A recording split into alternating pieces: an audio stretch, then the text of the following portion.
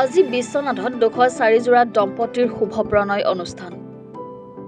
বৈদিক প্ৰথা আৰু নাম কীৰ্তন বিধি পাঠেৰে জনম জনমলৈ এক হ'ল 204 জোড়া দম্পতি।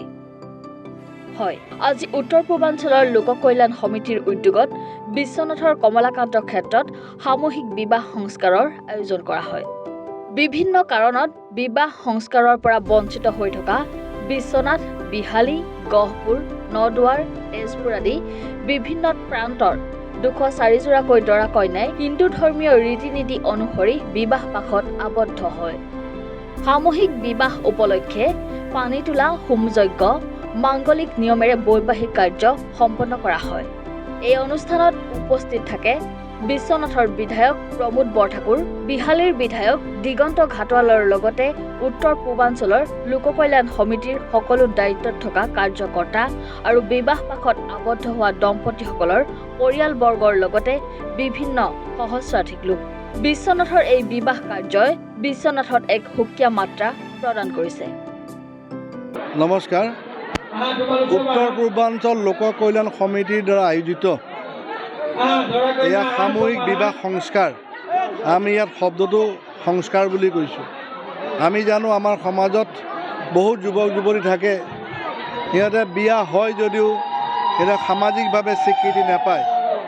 এই সামাজিক স্বীকৃতি দিয়াৰ বাবে এই সংগঠনে আজি বহু বছৰে অসমৰ বা ভাৰতবৰ্ষৰ বিভিন্ন স্থানত এনেধৰণৰ সামূহিক বিবাহ ব্যৱস্থাৰ জৰিয়তে তেখেতসকলক সংস্কাৰ দিয়াৰ ব্যৱস্থা কৰিছে।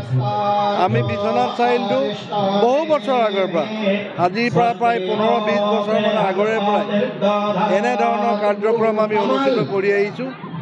মোৰ মনত পৰিছে, আমি প্ৰথমে বুঢ়া বাবা থানত, তাৰপিছত সাধাৰণ চাহ বাগিচা আৰু বেলেগ বেলেগ স্থানত এনেধৰণৰে সামূহিক অনুষ্ঠান আমি অনুষ্ঠিত কৰি আহিছোঁ।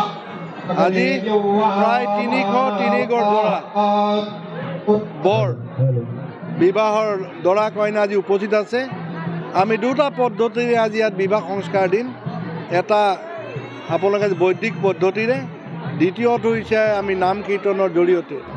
আপোনালোকে সোঁফালে দেখিব, তাত নাম কীৰ্তনৰ ব্যৱস্থাৰে অসমত সচৰাচৰ যি ব্যৱস্থা থাকে সেইধৰণে সংস্কাৰ দিয়া হৈছে আৰু ইয়াত বৈদিক প্ৰথাৰে সংস্কাৰ দিয়া হৈছে।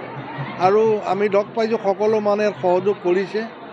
আশা ৰাখিছোঁ এই ব্যৱস্থা আমি আগলৈ চলাই থাকিম আৰু এনেধৰণেৰে আমাৰ যুৱক যুৱতীসকলে বিবাহ হ'ল, ল'ৰা ছোৱালী হ'ল, কিন্তু আনুষ্ঠানিক সংস্কাৰটো হোৱা নাই, তেনেধৰণৰ আমি কাম কৰি যাম। পুনৰ আপোনালোকক ধন্যবাদ জনাইছোঁ আৰু সমূহ ৰাইজক এই অনুষ্ঠানত সহযোগিতা মই কামনা কৰিছোঁ। ধন্যবাদ। বিশ্বনাথৰ পৰা জাহাংগীৰ হুছেইনৰ ৰিপৰ্ট, এনি ভাৰত 24।